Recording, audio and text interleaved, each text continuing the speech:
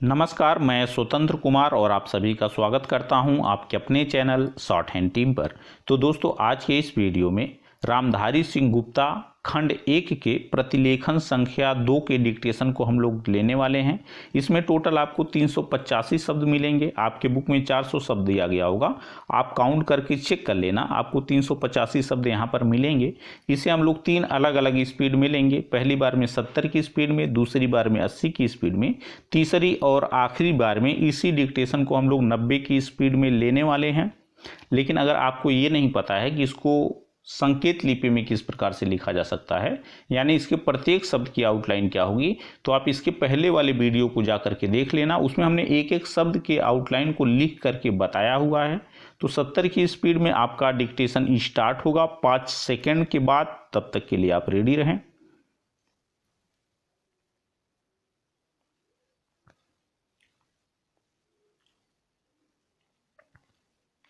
Start. सभापति महोदय, प्रतिदिन छोटी मोटी झड़पें होती रहती हैं।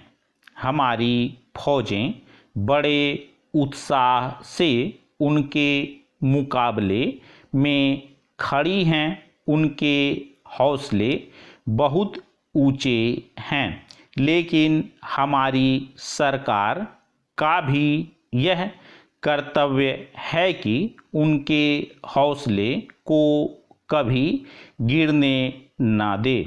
उन्हें हर तरह की सुविधा प्रदान की जाए जिससे उनका आत्मविश्वास बढ़े। मैं मंत्री महोदय से अनुरोध करूंगा कि सरकार अपनी नीतियों के प्रचार का काम ठीक प्रकार से अपनी फौजों से करे, उनको अच्छे अच्छे हथियार दे।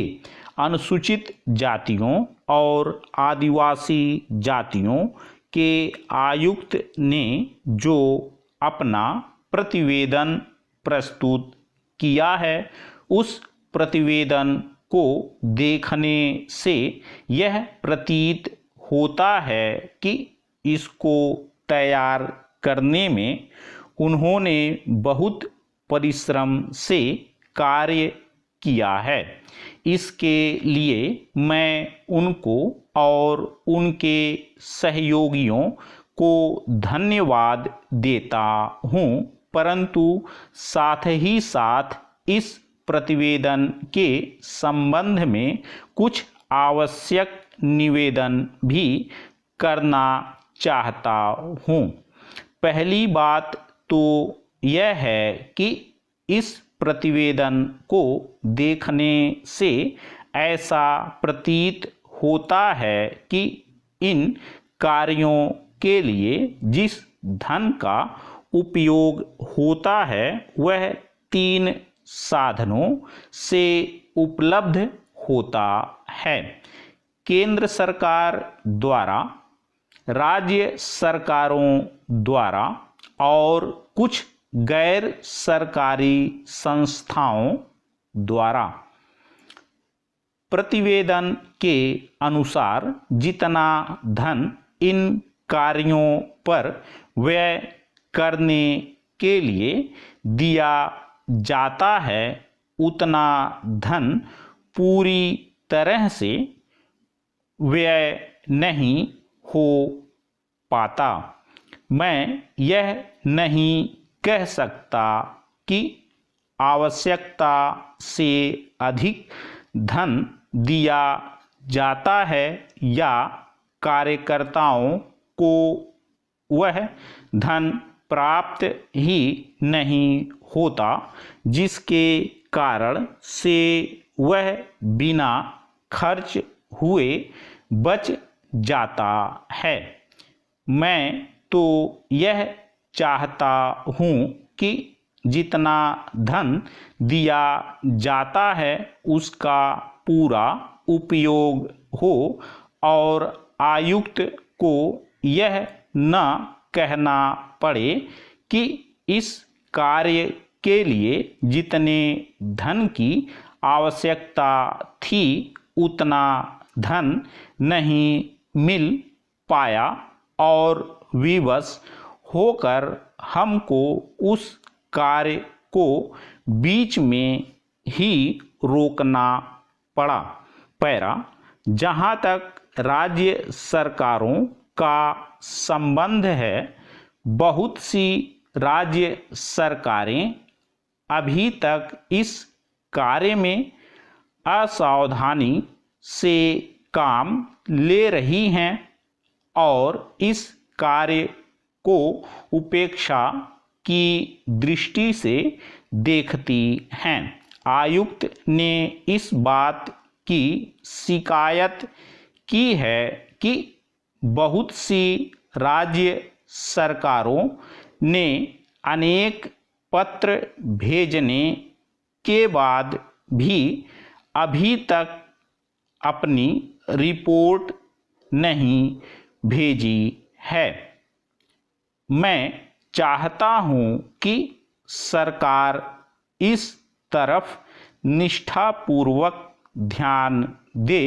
राज्य सरकारों पर दबाव डाला जाए कि वे इस दायित्व के प्रति सचेत हों और आयुक्त को उनके कार्य में पूरा सहयोग प्रदान करें। स्टॉप। दोस्तों, इसी डिक्टेशन को दूसरी बार में हम लोग 80 की स्पीड में लेंगे, लेकिन डिक्टेशन स्टार्ट करने से पहले मेरी आपसे एक छोटी सी रिक्वेस्ट है कि अगर अभी तक आपने हमारे टेलीग्राम ग्रुप को ज्वाइन नहीं किया है तो ग्रुप को जरूर ज्वाइन कर लें, क्योंकि इस डिक्टेशन का पीडीएफ आपको टेलीग्राम ग्रुप के द्वारा ही दिया जाएगा, यानी टेलीग्राम ग्रुप के माध्यम से ही उपलब्ध कराया जाएगा। इसलिए ग्रुप को जरूर ज्वाइन करें। ग्रुप का लिंक इसी वीडियो के ठीक नीचे डिस्क्रिप्शन बॉक्स में आपको मिलेगा। अगर वहां से ज्वाइन करने में आपको कोई भी प्रॉब्लम आए तो सीधे आप अपने मोबाइल में टेलीग्राम ऐप को ओपन करें और वहां पर शॉर्ट हैंड टीम को सर्च करके भी ग्रुप से जुड़ सकते हैं और पीडीएफ को प्राप्त कर सकते हैं। तो 80 की स्पीड में आपका डिक्टेशन स्टार्ट होगा 5 सेकंड के बाद। तब तक के लिए आप रेडी रहें।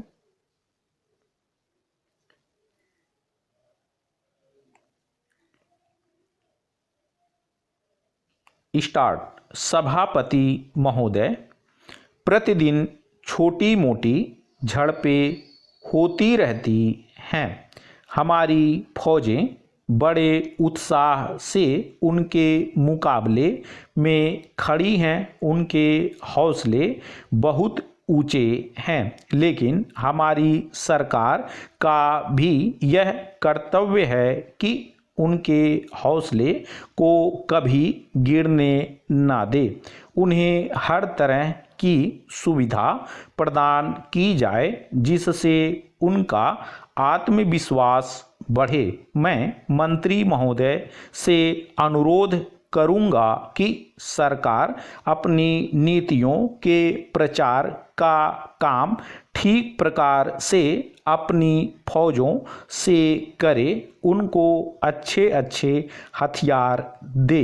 अनुसूचित जातियों और आदिवासी जातियों के आयुक्त ने जो अपना प्रतिवेदन प्रस्तुत किया है, उस प्रतिवेदन को देखने से यह प्रतीत होता है कि इसको तैयार करने में उन्होंने बहुत परिश्रम से कार्य किया है। इसके लिए मैं उनको और उनके सहयोगियों को धन्यवाद देता हूँ, परंतु साथ ही साथ इस प्रतिवेदन के संबंध में कुछ आवश्यक निवेदन भी करना चाहता हूँ।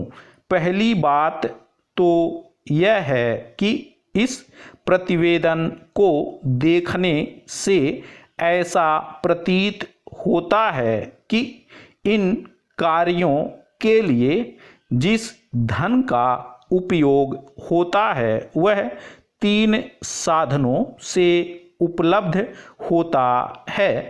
केंद्र सरकार द्वारा, राज्य सरकारों द्वारा और कुछ गैर सरकारी संस्थाओं द्वारा। प्रतिवेदन के अनुसार जितना धन इन कार्यों पर व्यय करने के लिए दिया जाता है उतना धन पूरी तरह से व्यय नहीं हो पाता।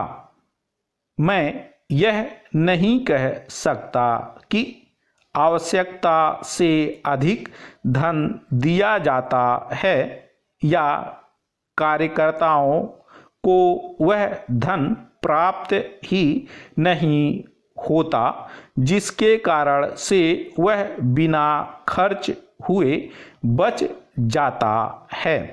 मैं तो यह चाहता हूँ कि जितना धन दिया जाता है उसका पूरा उपयोग हो और आयुक्त को यह न कहना पड़े कि इस कार्य के लिए जितने धन की आवश्यकता थी उतना धन नहीं मिल पाया और विवश होकर हमको उस कार्य को बीच में ही रोकना पड़ा।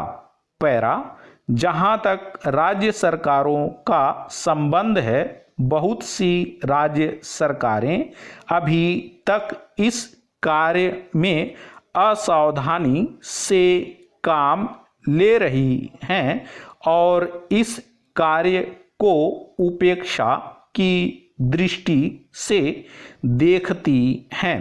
आयुक्त ने इस बात की शिकायत की है कि बहुत सी राज्य सरकारों ने अनेक पत्र भेजने के बाद भी अभी तक अपनी रिपोर्ट नहीं भेजी है।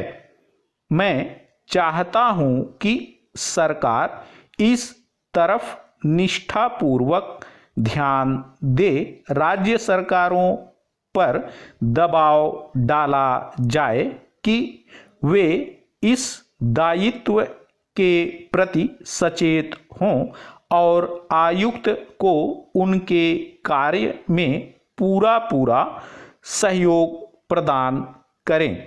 स्टॉप। दोस्तों, आखिरी बार में इसी डिक्टेशन को हम लोग 90 की स्पीड में लेंगे और आपका समय स्टार्ट होगा 5 सेकंड के बाद। तब तक के लिए आप रेडी रहें।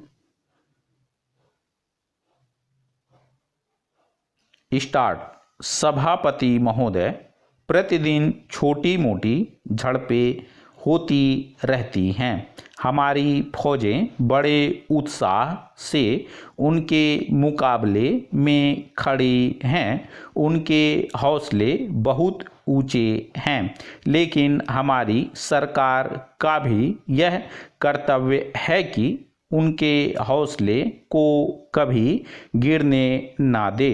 उन्हें हर तरह की सुविधा प्रदान की जाए जिससे उनका आत्मविश्वास बढ़े।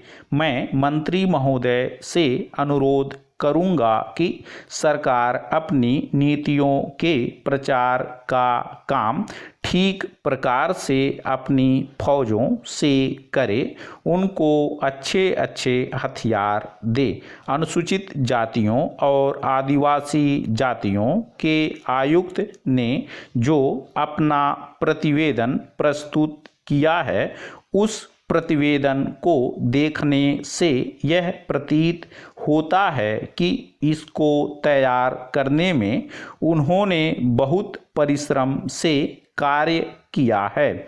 इसके लिए मैं उनको और उनके सहयोगियों को धन्यवाद देता हूँ, परंतु साथ ही साथ इस प्रतिवेदन के संबंध में कुछ आवश्यक निवेदन भी करना चाहता हूँ।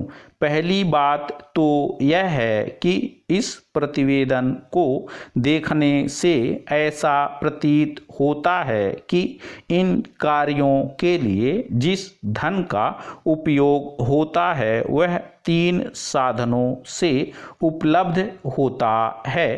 केंद्र सरकार द्वारा, राज्य सरकारों द्वारा और कुछ गैर सरकारी संस्थाओं द्वारा। प्रतिवेदन के अनुसार जितना धन इन कार्यों पर व्यय करने के लिए दिया जाता है उतना धन पूरी तरह से व्यय नहीं हो पाता। मैं यह नहीं कह सकता कि आवश्यकता से अधिक धन दिया जाता है या कार्यकर्ताओं को वह धन प्राप्त ही नहीं होता जिसके कारण से वह बिना खर्च हुए बच जाता है। मैं तो यह चाहता हूँ कि जितना धन दिया जाता है उसका पूरा उपयोग हो और आयुक्त को यह न कहना पड़े कि इस कार्य के लिए जितने धन की आवश्यकता थी उतना धन नहीं मिल पाया और विवश होकर हमको उस कार्य को बीच में ही रोकना पड़ा। पैरा जहाँ तक राज्य सरकारों का संबंध है, बहुत सी राज्य सरकारें अभी तक इस कार्य में असावधानी से काम ले रही हैं और इस कार्य को उपेक्षा की दृष्टि से देखती हैं। आयुक्त ने इस बात की शिकायत की है कि बहुत सी राज्य सरकारों ने अनेक पत्र भेजने के बाद भी अभी तक अपनी रिपोर्ट नहीं भेजी है। मैं चाहता हूं कि सरकार इस तरफ निष्ठापूर्वक ध्यान दे। राज्य सरकारों पर दबाव डाला जाए कि वे इस दायित्व के प्रति सचेत हों और आयुक्त को उनके कार्य में पूरा सहयोग प्रदान करें। स्टॉप। तो दोस्तों इस तरह से आज का वीडियो हम लोगों का कंप्लीट हुआ। मेरा प्रयास अगर आपको अच्छा लगा तो कृपया इस वीडियो को लाइक शेयर जरूर कर दिया करें। चैनल पर नए हैं तो चैनल को सब्सक्राइब करके जस्ट बगल में आपको बेल आइकन मिलेगा उसे भी प्रेस कर दें ताकि मेरे लेटेस्ट वीडियोज आपको समय समय पर मिलते रहें और आप घर बैठे संकेत लिपि को सीख सकें। धन्यवाद।